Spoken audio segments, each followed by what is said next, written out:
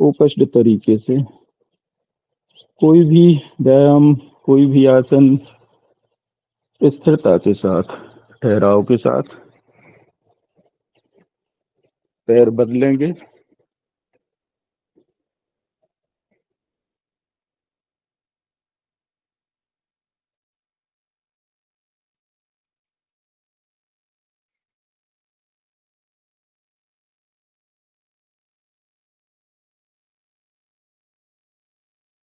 वापस हाथों को आगे रखते हुए दाएं बाएं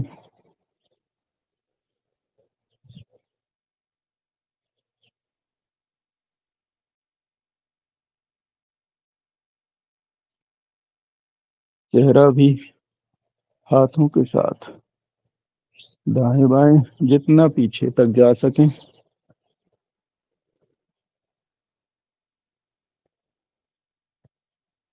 पूर्ण फोल्ड करें।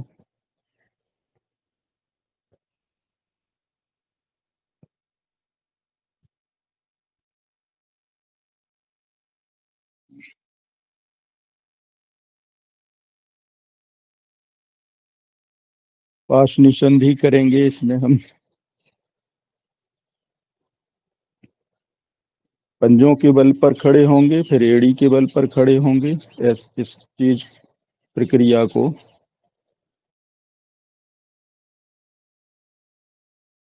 दोहराएंगे। 1 2 3 4 5 6 7 8 8 7 6 5 4 3 2 1। अब घुटनों को मोड़ते हुए क्लॉक वाइज राउंड करेंगे।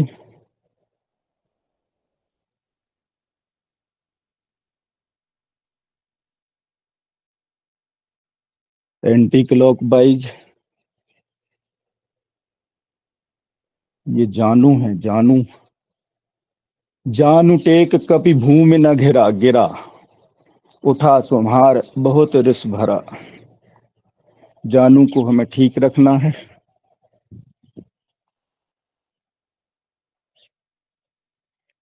अब कमर को भी क्लॉक वाइज घुमाएंगे।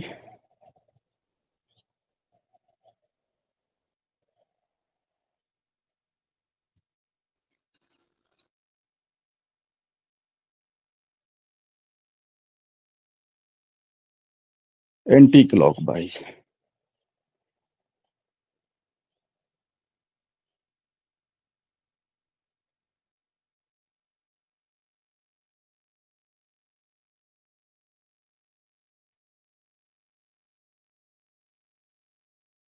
अब सूक्ष्म व्यायाम में मुट्ठियों को बंद करें और मुट्ठियों को भी गोल गोल घुमाएं।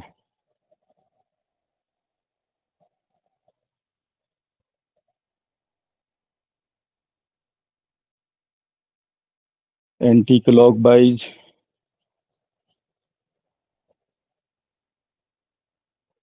हमारी 5 उंगलियों को पंच तत्वों का समूह माना गया है।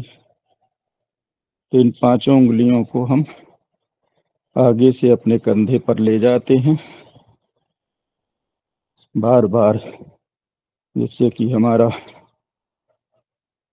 मोड़ है, बॉल सॉकेट, ये सब ठीक से मूवमेंट करने लगे। बगल से भी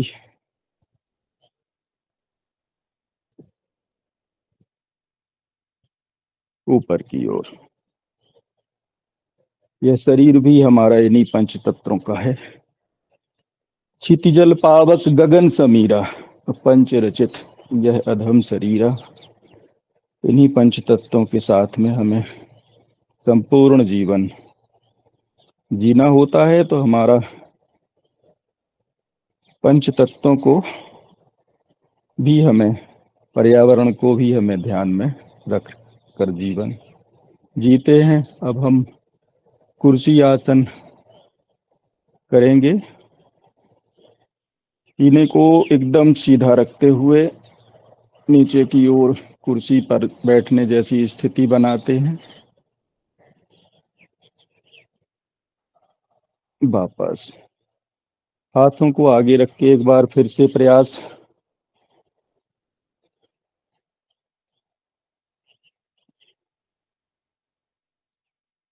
बहुत बढ़िया। तो वायु प्रक्षालन करेंगे। पैरों को खोल लें और 3 बार आगे की ओर झुके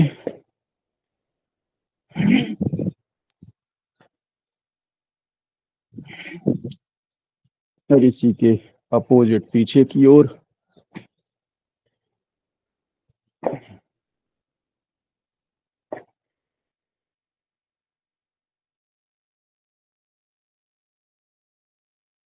अब पाद प्रसार में अपने घुटनों पर हाथ रखते हुए दोनों ओर एक खिंचाव करें। हाथ आगे करके एक बार।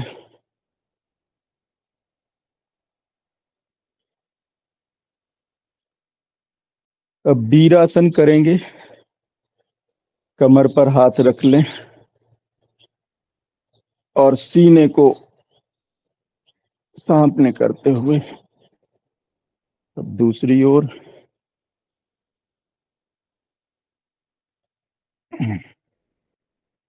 प्रणाम की स्थिति में एक बार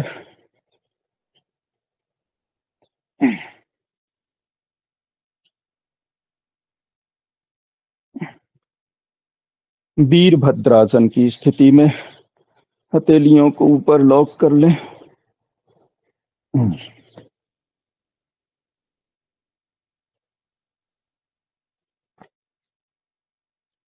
अब योगिक जॉगिंग करेंगे कुछ।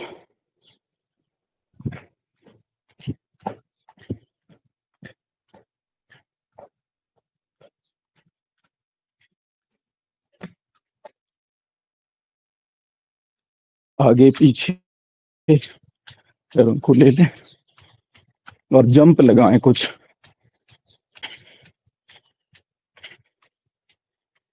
योगिक डांस करें।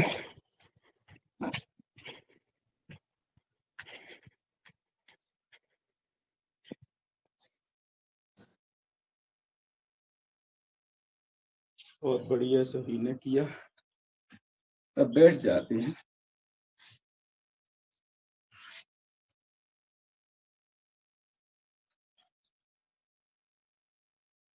स्वामी जी कहते हैं कि सुबह से एक बार पसीना आना जरूरी है, स्कंद विकास।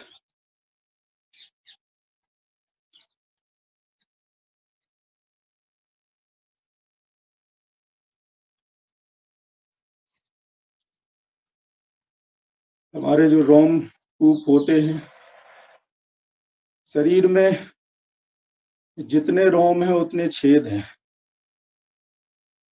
और ये खुले हुए होने चाहिए। और ये खुलते तभी है जब पसीना आता है।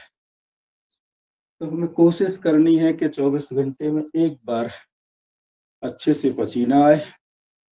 इतनी मेहनत हमें करनी है।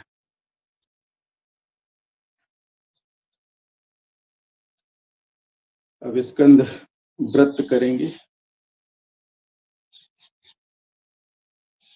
आगे आकर कोई नहीं मिल जाए, इस तरह से व्रत बनाएंगे।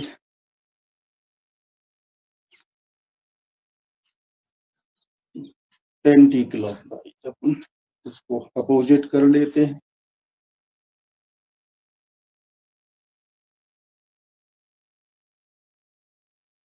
अर्धकटी दोनों ओर कोई नहीं जाएंगी। साथ में हम अपने चेहरे को भी ले जाएंगे।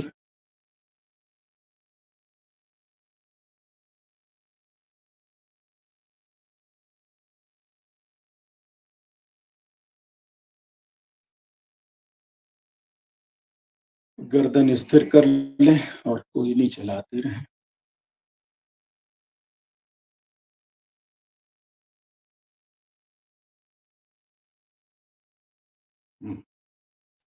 अब अपने बाएं हाथ से दाएं कलाई पकड़ते हुए और पीछे से लॉक करते हुए खींचें, जिससे हमारे शोल्डर पर खिंचाव आएगा।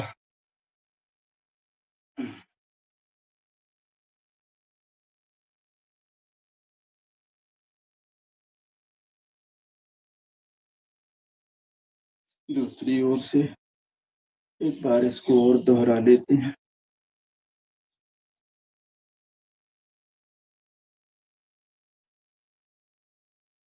अब पीछे से लॉक करें और प्रेशर करें, सिर की ओर से भी और हथेलियों की ओर से भी।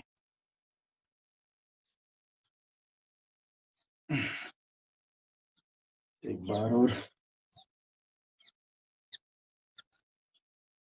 ये हम बहुत सारे आसन प्राणायाम करते हैं, व्यायाम करते हैं, लेकिन मस्तिष्क के जो कुछ आसन हैं उनमें से एक महत्वपूर्ण है, जिसमें हम आगे से भी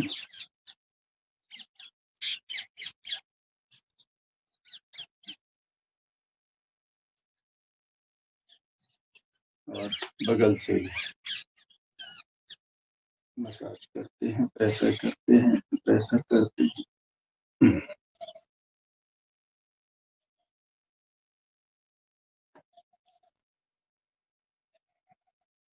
अब ग्रीवा चालन करेंगे, जिसमें क्लॉकवाइज गर्दन को धीमे धीमे गोल गोल घुमाएंगे।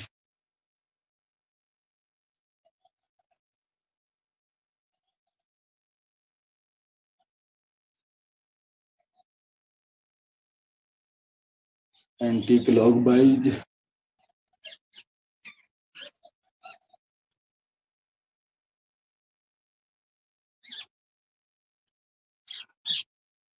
दाएं बाएं।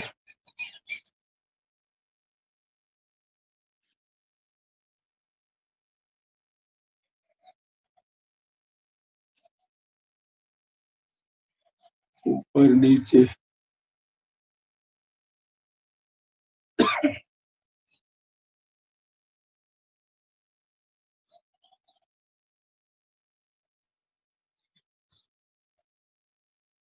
श्वास भरते हुए दाएं कंधे पर। 1 2 3 4 5 6 7 8 8 7 6 5 4 3 2 ये 1। इस तरह से हम प्रतिदिन क्रिया करते रहते हैं तो गर्दन उस तरह से नहीं होती जिस तरह से जो नहीं करते उनका रहता है। अब हम महत्वपूर्ण प्राणायाम की ओर चलते हैं, जिसमें हम भस्त्रिका करेंगे और पद्मासन लगाने की कोशिश करेंगे। कमर को एकदम सीधा रखेंगे।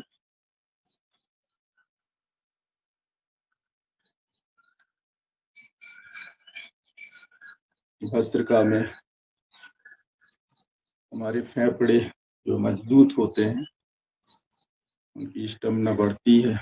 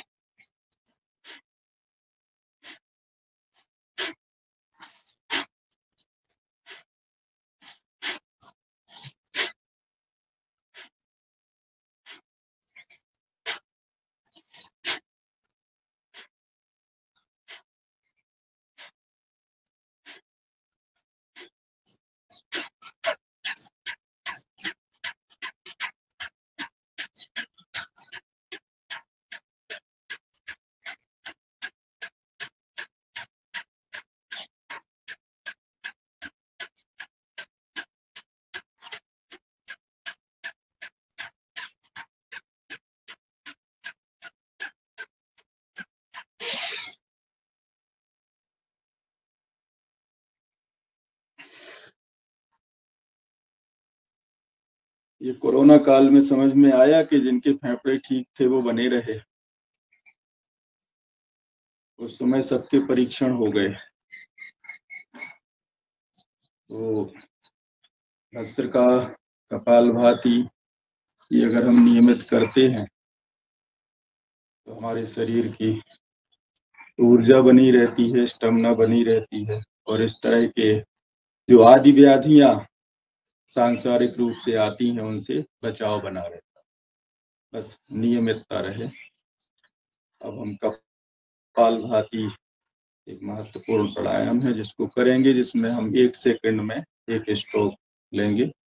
और सदन से आग्रह है कि इसी बीच में कोई साधक हनुमान चालीसा का पाठ करें तो भक्तिमय कपालभाति हो जाएगी।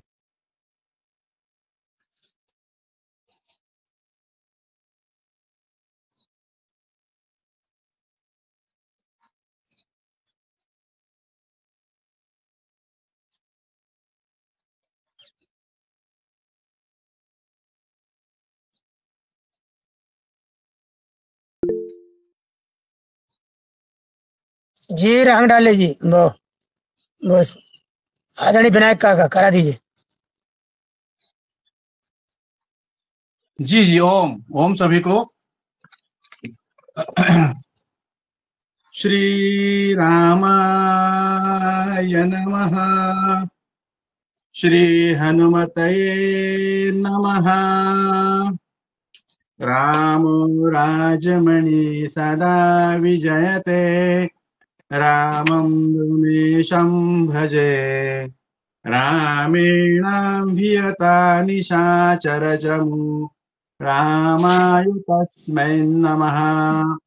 रामानास्ति परायणं परतरं, रामस्य दासोऽस्म्यहम्, रामे चित्तलया सदा भवतु मे, भो राम माम् उद्धरम्।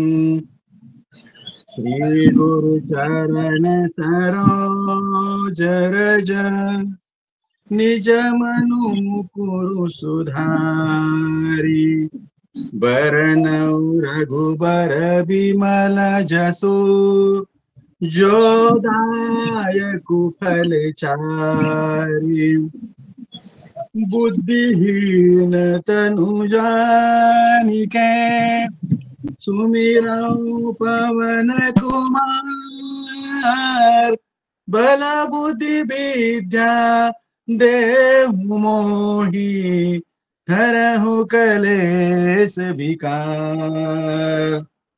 जय हनुमान ज्ञान गुण सागर, जय कपीसतिहु लोक उजागर, रामदूत अतुलित बल धामा, अंजनी पुत्र पवन सुत नामा, महावीर विक्रम बजरंगी, कुमति निवार सुमति के संगी, कंचन बरन विराज सुबेसा, कानन कुंडल कुंचित केसा, हाथ वज्र और ध्वजा विराज, कांधे मूंज जनेऊ साजे, शंकर सुवन केसरी नंदन, तेज प्रताप महाजगबंदन,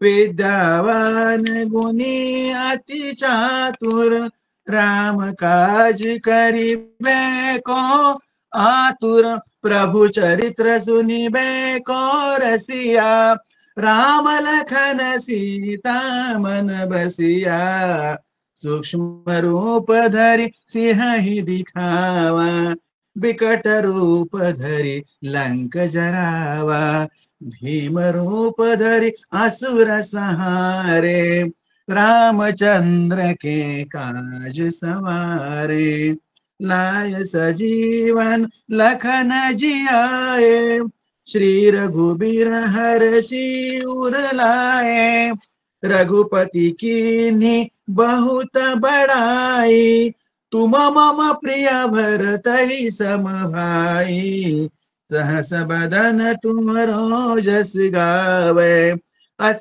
कई श्रीपति कंठ लगावे। सनकादिक ब्रह्मादि मुनीसा, नारद सारद सहित अहिसा, जम कुबेर दिक्पाल जहाते, कवि को विद कहि सके कहाते।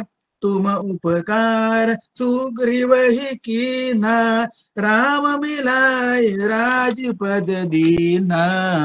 तुमरो मंत्र विभीषण माना, लंकेश्वर भय सब जग जाना। जुग सहस्र जो जन पर भानो, लील्यो ताहि मधुर फल जानो। प्रभु मुद्रिका मेली मुख माही, जलधि लांगी गए अचरज नाही। दुर्गम काज जगत के जेते, सुगमानुग्रह तुम्हरे ते। राम द्वारे तुम रखवारे, होत न आज्ञा बिनु पैसारे। सब सुख लहै तुम्हारी सरना, तुम रक्षक काहू को डरना। आपन तेज समारो आपे, तीनों लोक हाकते कापे। भूत पिशाच निकट नहीं आवे, महावीर जब नाम सुनावे। नासै रोग हरै सब पीरा, जपत निरंतर हनुमत बीरा।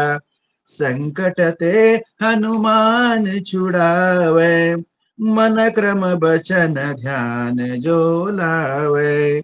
सब पर राम तपस्वी राजा, तिनके काज सकल तुम साजा। और मनोरथ जो कोई लावे, सोई अमित जीवन फल पावे। चारों जुग परताप तुम्हारा, है प्रसिद्ध जगत उजियारा। साधु संत के तुम रखवारे, असुर निकंदन राम दुलारे। अष्ट सिद्धि नौ निधि के दाता, असबर दीन जानकी माता। राम रसायन तुम्हारे पासा, सदा रहो रघुपति के दासा। तुम्हारे भजन राम को पावे, जन्म जन्म के दुख बिसरावे। अंत काल रघुबरपुर जाई, जहाँ जन्म हरि भक्त कहाई। और देवता चित्तन धरई, हनुमत से सर्व सुख करई। संकट कटे मिटे सब पीरा, जो सुमिरै हनुमत बलबीरा। जय जय जय हनुमान गोसाई, कृपा करहु गुरुदेव की नाई। जो सत बार पाठ कर कोई, छूट ही बंदी महा सुख होई। जो यह पढ़े हनुमान चालीसा, होय सिद्धि साखी गौरी सा। तुलसीदास सदा हरि चेरा, की जय नाथ हृदय महडेरा। की जय नाथ हृदय महडेरा। पवन तनय संकट हरन, मंगल मूर्ति रूप। राम लखन सीता सहित, हृदय बसउ सुरभूप। सियावर रामचंद्र की जय, पवन सुत हनुमान की जय। बोलो भाई सब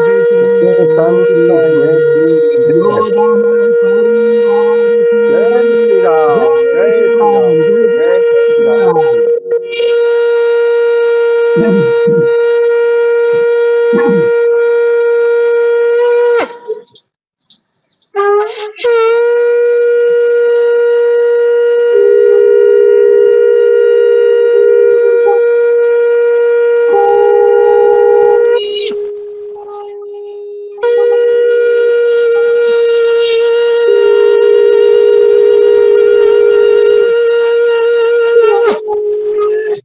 क्या बात है, क्या बात है, वाह। क्या उंगली चला करके जो है शंख का ध्वनि, और ये आवाज पाकिस्तान तक गूंज गई, पहुंच गई। ये भारत की आवाज। जय हो, जय हो, भारत जय हो। माता की जय। जय जय जय। जय। बहुत जय। बढ़िया। बहुत सुंदर। शंख ध्वनि भी अपने आप में एक महान योग है। उससे भी अनेक प्रकार की व्याधियां शरीर की नष्ट होती हैं, चेहरे पर तेज बढ़ता है, और जो हमारे लंग्स हैं वो भी मजबूत होते हैं। तो हमारे ऋषि मुनियों ने, हमारे पुराने, हमारी पीढ़ियों ने वो सारी क्रियाएं अपने दैनिक वातावरण में शामिल करके ही रखी थी कि ये हम राज, हमेशा ये राज। बिल्कुल स्वस्थ सत्य है। रखें। बिल्कुल सत्य है भ्राता जी, गुरु जी के जो है शंख के बजाने से जो है चेहरे की जो है चमक बढ़ती है। ये बहुत सुंदर है, और इस बात का हम सहमत हैं, हम सब लोग। बहुत सुंदर। सर जी, कपाल भाती महत्वपूर्ण प्राणायाम हम कर रहे हैं, थोड़ी देर और करते रहें। हनुमान जी महाराज का भी हमने चालीसा सुना, और हनुमान जी महाराज की उसमें महान जो कार्य किए हैं वो बीच बीच में उसमें वर्णन आए हैं। तो अतुलित बल धामम, ज्ञानी नामाग्रगण्यम, सकल गुण निधानम, तो ये सारी चीजें उनके अंदर हैं, लेकिन कभी उन्होंने इसका अभिमान नहीं किया कि, और इसीलिए भगवान के सबसे निकट हैं वो। ये हमें प्रेरणा देती है उनकी जीवनी। हमें थोड़ा सा कुछ अगर ज्ञान हो जाता है, हम थोड़ा सा कुछ सीख लेते हैं, या हमें थोड़ा सा शक्ति आ जाती है, तो हम घमंड में चूर हो जाते हैं। हनुमान जी से ये हमें सीखना है। और हमेशा भगवान, ना उन्हें भक्ति का घमंड हुआ, ना उन्हें ज्ञान का घमंड हुआ, ना उन्हें बल का घमंड हुआ। तो यही हमारे देवी देवता, हमारे पूर्वज हमें सिखाते रहे हैं कि हमें घमंड नहीं करना। भगवान भी हमेशा घमंड करने वाले से या तो दूर होते हैं, या फिर उसको चूर करते हैं, घमंड नहीं रहने देते। इसके लिए जो एक उदाहरण है कि हमारे गरुण जी जो हैं, पक्षियों के राजा हैं और भगवान के वाहन हैं, तो उन्हें मोह हो गया लंका में, उनने बंधन काट दिए। अब वो परेशान व्याकुल रहने लगे। उनके मोह को, उनकी शंका का समाधान किसी ने नहीं किया। वो ब्रह्मा जी के पास भी गए, सभी जगह गए, लेकिन किसी ने उनकी शंका समाधान नहीं की। भगवान शंकर के पास जाते हैं तो वो भी कह देते हैं कि हमें तुम रास्ते में मिले हो, हम तो समझा नहीं सकते हैं, आप कागभूषण जी के पास चले जाओ। पार्वती जी पूछे, आपने ऐसा क्यों किया, आप समझा सकते थे। तो वो बोलते हैं कि हो यह कीन कबहू अभिमाना, सो खोवे चह कृपा निधाना। तो हम क्यों उनको बीच में हम आ जाएं। और अभिमान खोने का सबसे बड़ा वो है कि ये पक्षियों के राजा गरुण हैं, और पक्षियों में सबसे निकृष्ट कागभूषण को, पक्षी को माना गया है। तो अगर ये जाकर के उसके सन्निधि में, उनके चरणों में बैठ कर के अपनी शंका का समाधान करेंगे, तो सबसे पहले तो उन्हें अभिमान दूर करना ही पड़ेगा, तब जाके वहां बैठ पाएंगे।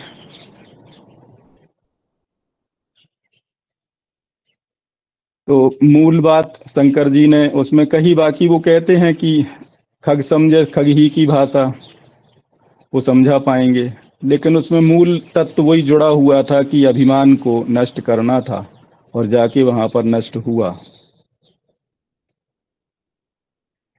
तो ये हमें शिक्षाएं देते हैं।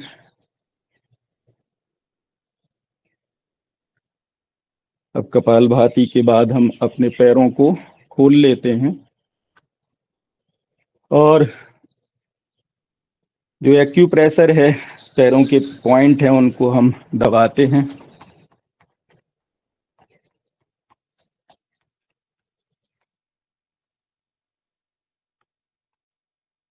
कागभूषुंड जी पर भगवान की इतनी कृपा थी कि व्यापी तहना अविद्या योजन एक पर्यंत, 1 योजन तक उनके आश्रम में अविद्या व्याप्ति ही नहीं थी। और जब गरुण जी पहुंचे तो जैसे ही वो उस योग परिधि के अंदर पहुंचे तो उनके सारे शंकाएं, सारी चीजें दूर हो गईं और वो भक्तिमय हो गए और जाकर के उनके साष्टांग हो गए। ये प्रभु की महिमा है।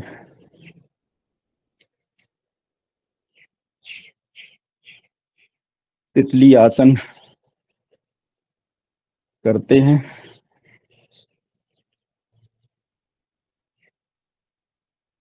वहां के वृक्षों की भी महिमा वो बताते हैं कि बट बरगद का बट पीपर पाकरी रसाला, वहां पर जो वृक्ष लगे हुए हैं उनकी भी अलग अलग महिमा बताते हैं कि बट तर कह हरि कथा प्रसंगा, आवही सुनहि अनेक विहंगा। आम छाह कर मानस पूजा, तज हरि भजन काज नहीं दूजा। जाप जग पाकर तर करही, और पीपर तरुतर ध्यान सुधरही। ये चारों पेड़ों की महिमा है। इनके नीचे बैठ करके अलग अलग भक्ति, अलग अलग क्रियाएं, कहीं ध्यान, कहीं जाप जग, कहीं कथा सुनना, ये हमारे वृक्षों की महिमा है। और आज इन्हीं वृक्षों को नष्ट किया जा रहा है, इन्हें बढ़ाया नहीं जा रहा है। यही हमारे पंच तत्वों में सबसे ज्यादा पर्यावरण को संरक्षित करने वाले वृक्ष हैं। तो हमें कोशिश करनी चाहिए कि ये बढ़ें। अब हम स्वचरण स्पर्श करें।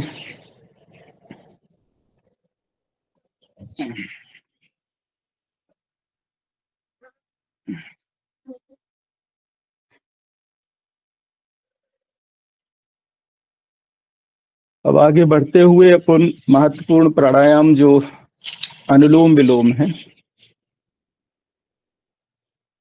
उसे करते हैं। इसकी भी महिमा अपार है। स्वामी जी हमेशा इसका वर्णन करते रहते हैं और सबसे ज्यादा महत्व वो इन्हीं चीजों को देते हैं कि कितनी भी असाध्य बीमारी हो, वो कहते हैं कि अनुलोम विलोम की मात्रा बढ़ाओ, फायदा होगा। तो गुरु के वचनों को हमें ध्यान में रखना है और उनका पालन करते हुए सभी लोग अनुलोम विलोम करेंगे।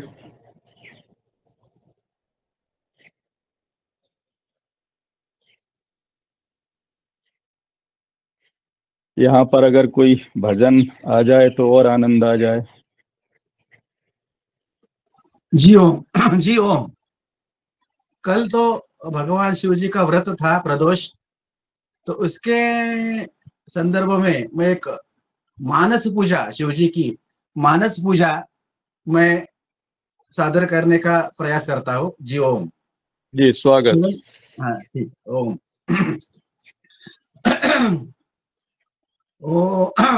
ओम नमः शिवाय।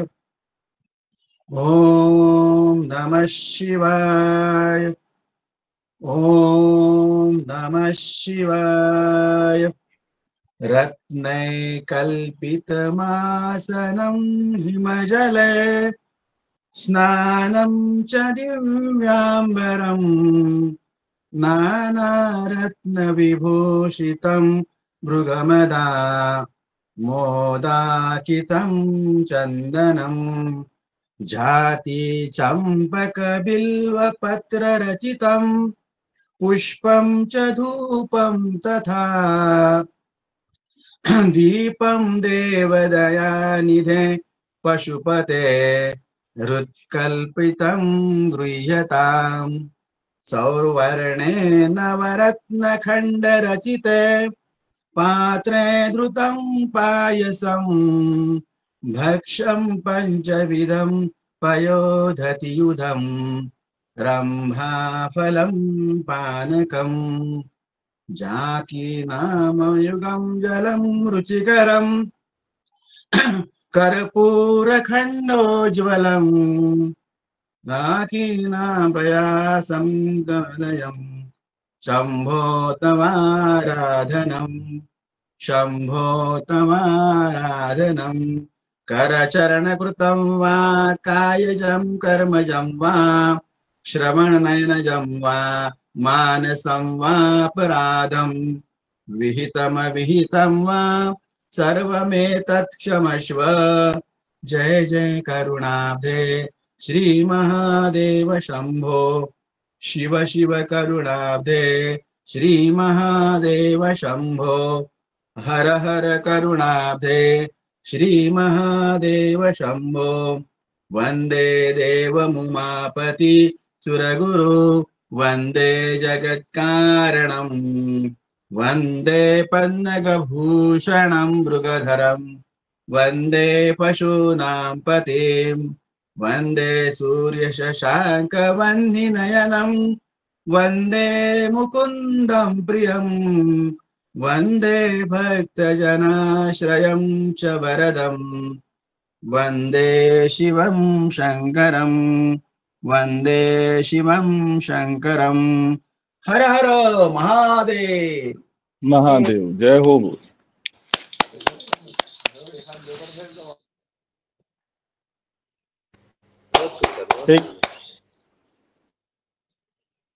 एक सामान्य संस्कृत में हम कोशिश करते हैं भारत दर्शन की, सभी लोग थोड़ा ध्यान देंगे तो समझ में आएगा। ओम सच्चिदानंद रूपाय नमोस्तु परमात्मने ज्योतिर्मय स्वरूपाय विश्वमंगल मूर्तये। प्रकृति ही पंचभूतानि ग्रहालोकास्वरास्तथा दिशा कालस्य सर्वेषां सदा कुर्वन्तु मंगलम्। रत्नाकराधौतपदां हिमालय किरीटिनीं ब्रह्मराज ऋषिरत्नाढ्यां वन्दे भारत मातरम्। महेन्द्रो मलया सह्यो देवतात्मा हिमालया धेयो रेवतिको विन्ध्यो गिरिश्चारा बलिस्ततः। गंगा सरस्वतीर्सिन्धुर्ब्रह्मपुत्रस्य गण्डकी कावेरी यमुना रेवा कृष्णा गोदा महानदी। अयोध्या मथुरा माया काशी कांची अवंतिका वैशाली द्वारका धेया पुरी तक्षशिला गया। प्रयागः पाटलीपुत्रः विजयः नगरं महत् इंद्रप्रस्थं सोमनाथः तथा अमृतसरः प्रियम्। चतुर्वेदा पुराणानि सर्वोपनिषदस्ततः रामायणं भारतं च गीता सद्दर्शनानि च। जैनागमास्त्रिपिटकः गुरुग्रन्थः सतां गिरिः एषः ज्ञाननिधिः श्रेष्ठः श्रद्धेयो हृति सर्वदा। अरुन्धत्तस्य अनसूया च सावित्री जानकी सती द्रौपदी कन्यगी गार्गी मीरा दुर्गावती तथा लक्ष्मीरहल्या चन्नम्बा रुद्राम्बिका सुविक्रमः निवेदितां शारदां च प्रणम्यामात्रदेवतः। श्रीरामो भरतः कृष्णो भीष्मो धर्मस्तथार्जुनः मार्कण्डेयो हरिश्चन्द्रः प्रह्लादो नारदो ध्रुवः। हनुमान् अंजनको व्यासो वसिष्ठश्च सुको बली दधीच विश्वकर्माणो पृथु वाल्मीकि भार्गवः। भगीरथस्य चैकलव्यो मनुर्धन्वन्तरिस्ततः शिवश्चरन्ति देवश्च पुराणोद्गीतकीर्तयः। ये जो श्लोक हैं इनमें संपूर्ण भारत के महान विभूतियों, नदियों और हमारे विभिन्न स्थानों आदि का वर्णन गोचर होता है। महान भारत है हमारा। भारत माता की जय। बहुत बहुत धन्यवाद, बहुत ही अति सुंदर। भारत माता की जय। श्लोक इसी लोक श्लोक भक्तिमय योग, बहुत ही सुंदर, अति सुंदर। ओम। अब हम प्राणायाम को विराम देते हुए अर्ध ताड़ासन करेंगे। लॉक करते हुए ऊपर की ओर खिंचाव करें और दाएं बाएं कमर हिलाते हुए झुकें। ये हमारे योग का संपुट है, जिसको हम बीच बीच में बार बार करते हैं।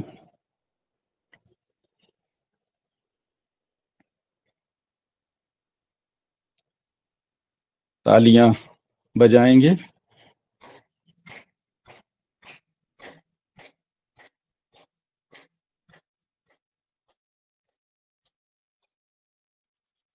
हथेलियों को रब करें।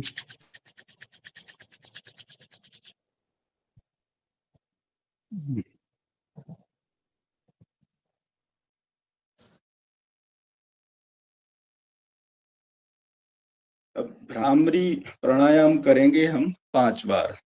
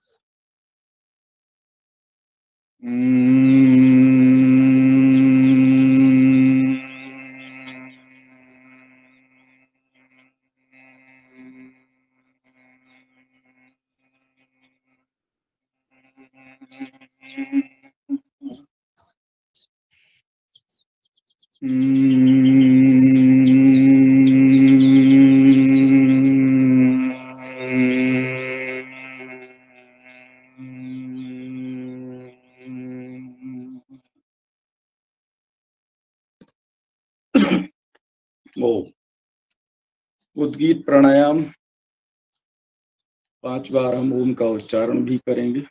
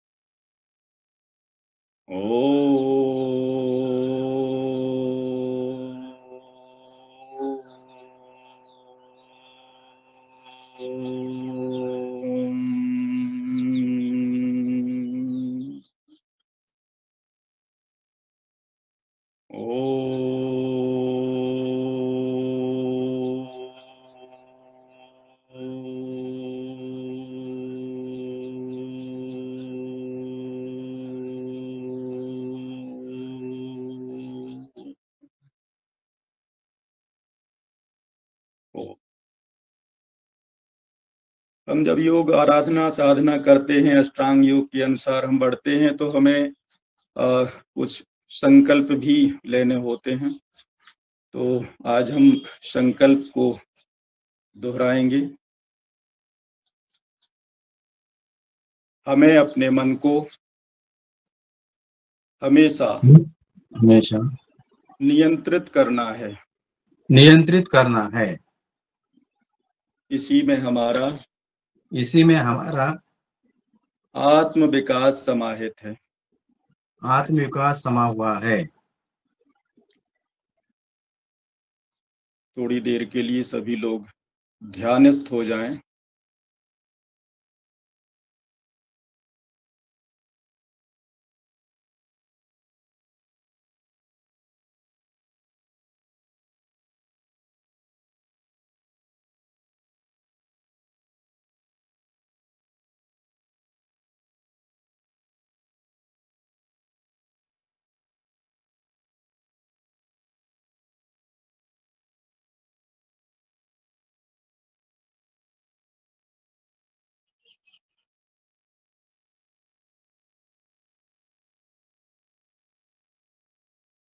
ओम अर्ध ताड़ासन करें सभी लोग।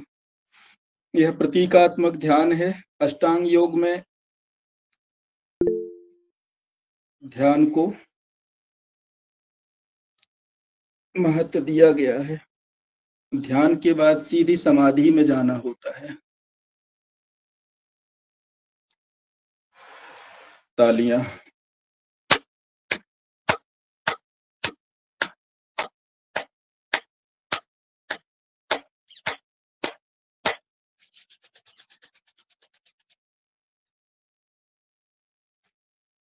समय कितना बचा है? है 15 मिनट है। हाँ, तो अर्ध मत्स्येंद्र आसन करते हैं हम सभी लोग।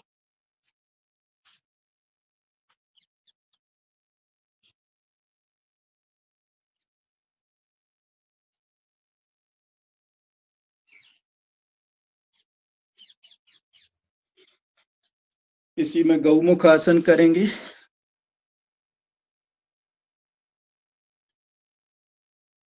इंटीग्रेटेड योग में स्वामी जी कहते हैं कि साथ में कपालभाति भी कर सकते हैं, तो वो इंटीग्रेटेड हो जाता है और डबल लाभ हमें मिल जाता है। पैर बदलते हुए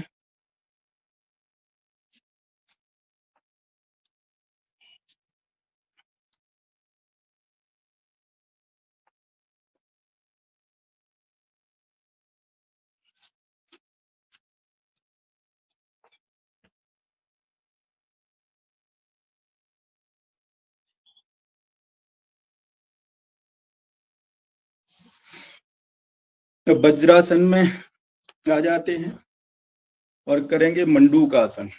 मुट्ठियां बंद करें और नाभि के नीचे लगा लें।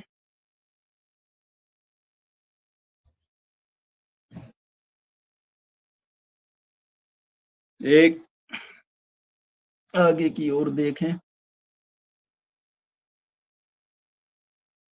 इसमें हम कपालभाति भी कर सकते हैं। पैनक्रियास को यहाँ पर हम एक्टिवेट करते हैं। 2 एक बार फिर से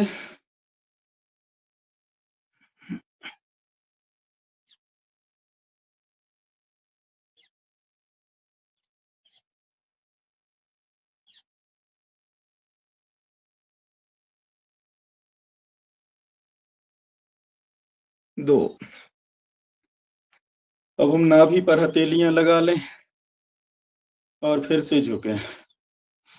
1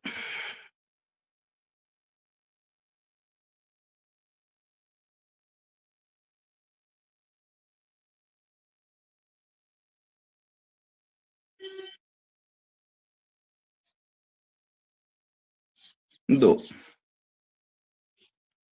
हथेलियां बदलें। 1 कपालभाति करते रहें।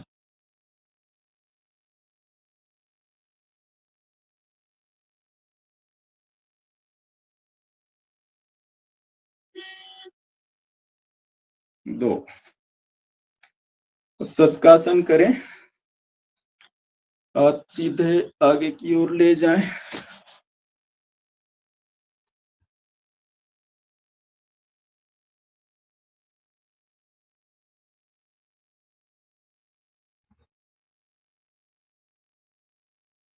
वापस उत्तान मंडूक आसन में घुटनों को खोलें और मंडूकासन करें, उत्तान मंडूकासन।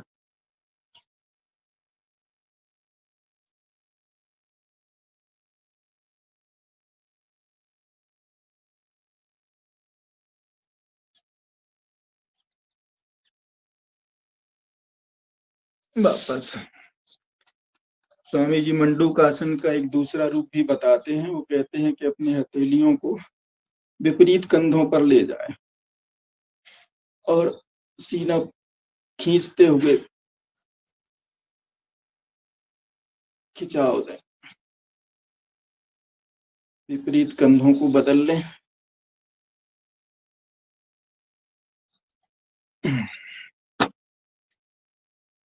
अब अर्ध उष्ट्रासन करें, घुटनों के बल खड़े हो जाएं, कमर पर हाथ रख लें और पीछे की ओर झुकें, जितना झुक सकते हैं यथाशक्ति।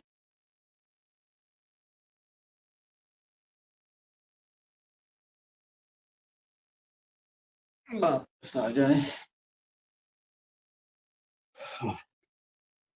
उष्ट्रासन करेंगे तो इसमें हाथों को अपनी एड़ियों पर ले जाएं,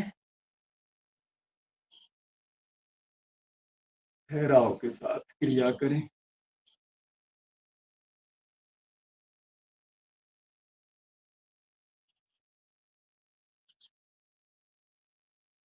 वापस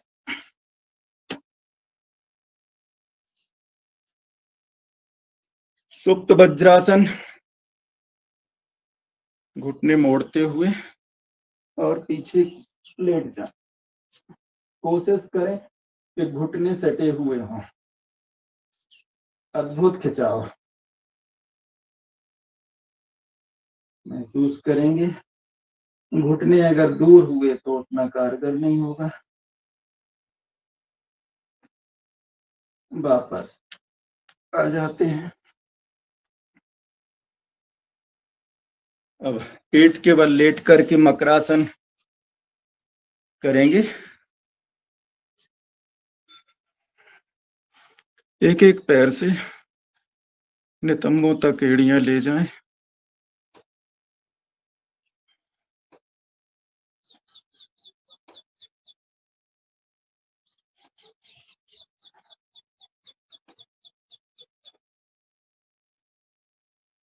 ये सभी आसन जो जिनकी कमर दर्द रहती है उनके लिए बहुत कारगर है।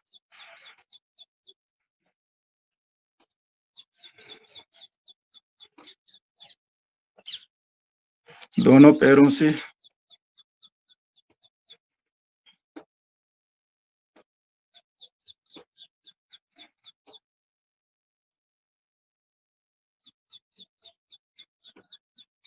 जब करेंगे भुजंगासन, सांस भरते हुए ऊपर उठाएंगे, सीने को, चेहरे को देखेंगे, नाभि तक उठें, नाभि तक इसमें उठना है अद्भुत खिंचाव के साथ। वापस एक बार और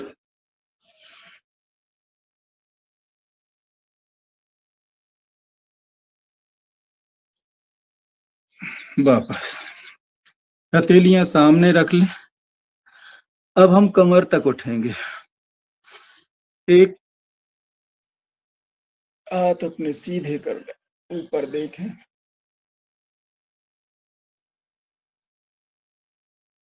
दो हाथ बदलें एक बार फिर से।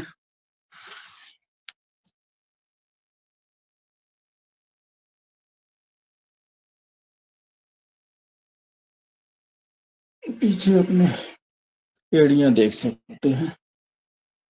वापस अगर एड़ियां दिखाई दे रही हैं तो हमारे गर्दन का मूवमेंट ठीक है। अब वक्र गति करेंगे। ये पूरा प्रेशर पेट पर आ जाता है।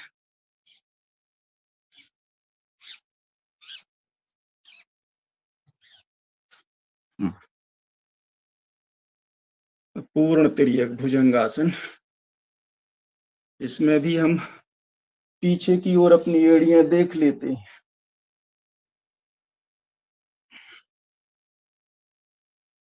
और वापस सलभासन की चौथी स्थिति। दोनों ओर से इसमें हमें उठना है, समान।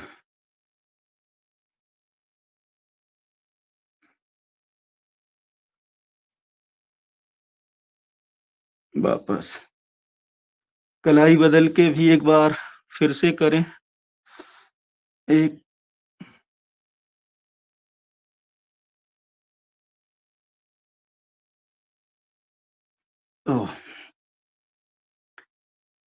अब धनुरासन करेंगे। अपने पैरों को पकड़े और आगे पीछे भी कर सकते हैं। जय श्री राम।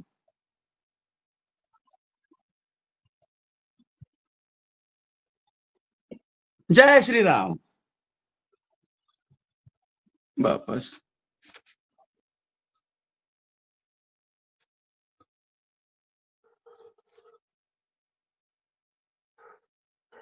थोड़ा बालासन में शांति के साथ लेटते हैं।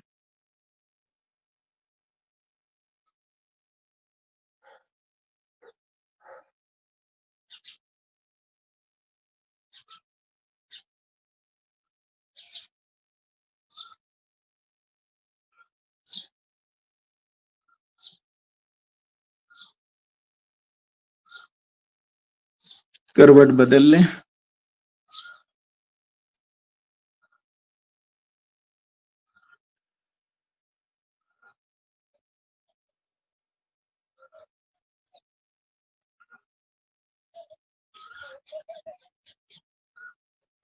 बाएं करवट लेते हुए विराजे।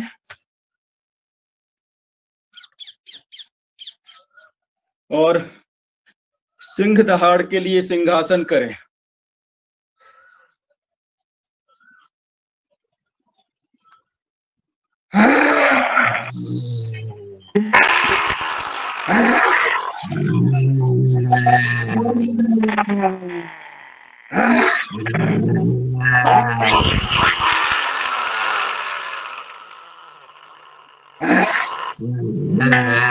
गले पर हाथ लगा लें।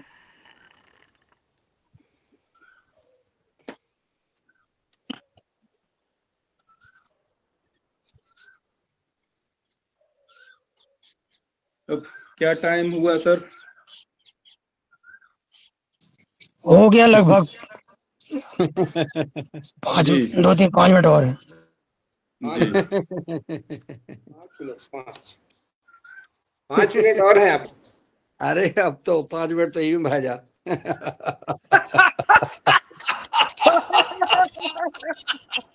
तो हास्यासन करें सभी लोग।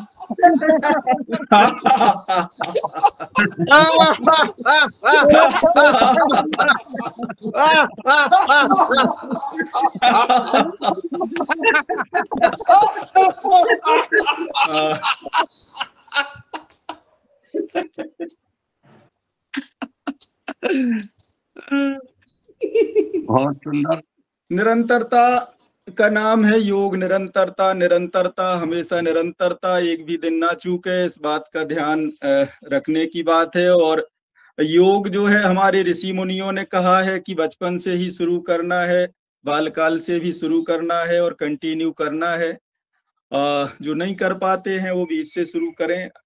लेकिन अगर हम अपने बालकों को ये सिखाएं कि वो शुरू से ही करें तो उसका स्थायी प्रभाव हमारे जीवन पर आता है। इसी तरह से भक्ति का भी है कि लगभग ये कहा जाता है कि अगर हम बालकाल से भजन आदि कर रहे हैं तो लोग कहते हैं कि अभी से ये क्या कर रहे हो, ये बुढ़ापे का काम है। तो अपने बुंदेलखंड में एक कहावत चलती है, जो बुंदेलखंड के लोग हैं वो उस भाषा को समझेंगे कि बालापन हंस खेल गवाए और जवानी में उचके टटुआ से, और बूढ़ेपन में माला ले लई राम जान ले घपुआ से। तो राम घपुआ नहीं है, कंटिन्यू करने की क्रिया है जो हमें अपनी अगली पीढ़ी को देनी है। ये भी हमारा दायित्व है, चीजों को ट्रांसफर भी करना है।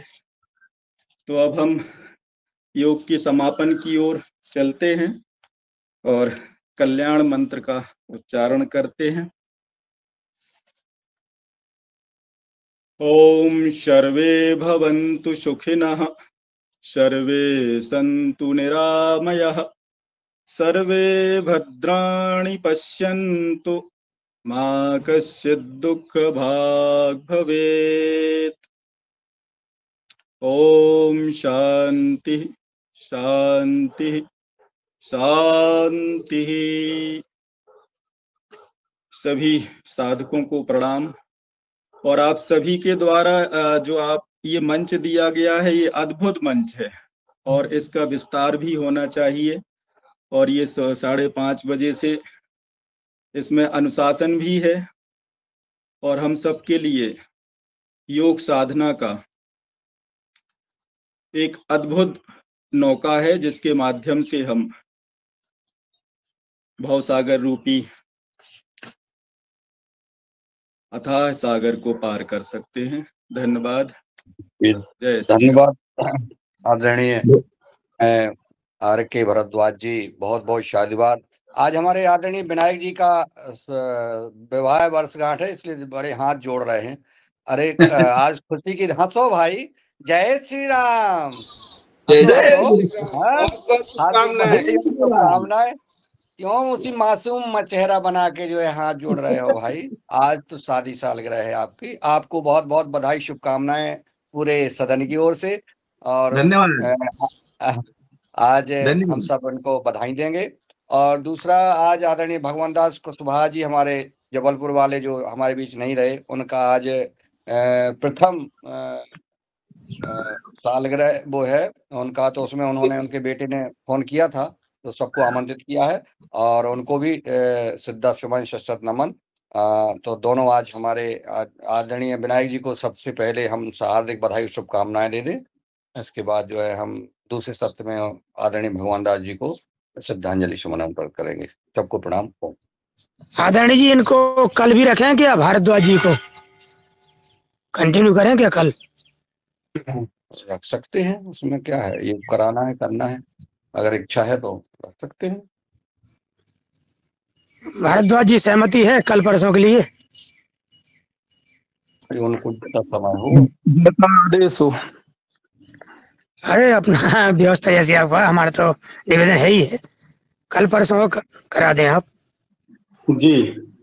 चलिए, धन्यवाद। सर सहमति प्राप्त हुई, कल परसों के लिए और आप कराएंगे। ओम। जी। तो आदरणीय विनायक जी आज क्या दे रहे हैं हम लोगों को? विनायक जी को बहुत बहुत शुभकामनाएं आदरणीय, परम आदरणीय, बहुत बहुत शुभकामनाएं आप दोनों को। यूं ही आप योग करते रहें और मस्त रहें। बहुत धन्यवाद। धन्यवाद।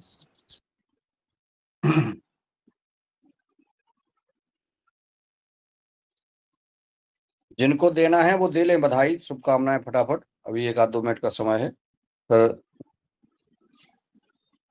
Happy anniversary.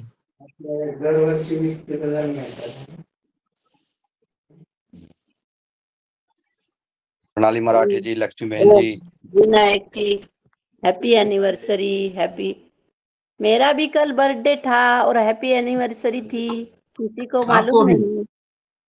आपको भी बहुत बहुत शुभकामनाएं, बहुत बहुत बधाई। बहुत बहुत आपको जन्मदिन की बधाई शुभकामनाएं, शादी सालगिरह की बधाई शुभकामनाएं। थोड़ा सा बता दिया करो किसी को तो पता पड़ जाए। रजना जी के पास शायद लिखा, एक दफे लिखने की बात कही थी, तो ऐसे किसी प्रकार से कोई जानकारी मिल जाया करे तो हम लोग बड़े, चूंकि हम लोग तो योगहर कार्यक्रम के सभी सदस्यों का जन्मदिन, शादी सालगिरह पर शुभकामनाएं बधाई देने के लिए उत्सुक रहते हैं। बहुत बहुत बधाई शुभकामनाएं आदरणीय प्रणाली मराठी बहन जी, आदरणीय प्रदीप भाई जी, आदरणीय विनायक जी, सभी को हार्दिक बधाई और शुभकामनाएं। बहुत सदा प्रभु स्वस्थ रखें, सुखी रखें, प्रसन्न रखें, ऐसी प्रार्थना करते हैं ईश्वर से। हम सब पूरे व्यवहार परिवार के सदस्य सदा स्वस्थ सुखी रहें। ओम। आदरणीय विनायक काका जी, आपको शादी की वर्षगांठ की हार्दिक हार्दिक शुभकामनाएं, यो हार्दिक हार्दिक बधाई। ऐसे ही आप हंसते मुस्कुराते रहिए, जीवन के और भी पल है, ऐसे ही मुस्कुराते आगे प्रवास धन्यवाद। करें जी। धन्यवाद। जी। बहुत और बहुत शुभकामनाएं, बहुत बहुत बधाई भाई साहब। प्रणाली ताई, आपको भी जन्मदिन की वर्षगांठ की हार्दिक हार्दिक शुभकामनाएं। बहुत सुंदर। दूसरा सत्र शुरू किया जाए।